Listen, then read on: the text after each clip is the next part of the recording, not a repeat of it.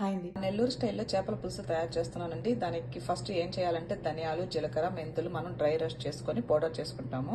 చేప ముక్కలకండి ఉప్పు, పసుపు, కారం, చింతపండు పులుసు వేసి మ్యారినేట్ చేసుకున్నాను. ఇలా చింతపండు పులుసు పోసుకోవడం వల్ల చేప అనేది మెత్తపడకుండా ముక్క గట్టిగా ఉంటుంది. ఇప్పుడైతే కడాయి పెట్టుకొని కడాయిలో ఆయిల్ యాడ్ చేసుకున్నానండి. ఆయిల్ తో పాటు ఆవాలు, జీలకర్ర, మెంతులు అవన్నీ వేడెక్కాక నేనైతే ఆనియన్స్ యాడ్ చేసుకున్నాను. ఫిష్ కర్రీ కాబట్టి కొంచెం ఆయిల్ ఎక్కువగానే పడుతుంది. టమాటా ముక్కలు కూడా యాడ్ చేసుకున్నాను. అయితే ఆనియన్స్, టమాటాలు అన్ని మగ్గిపోయాయండి. ఇప్పుడు నేను ఆల్రెడీ మ్యారినేట్ చేసుకున్నాను కదా చేప ముక్కలు, చింతపండు పులుసు ఇవన్నీ కూడా దీంట్లో యాడ్ చేసేసాను.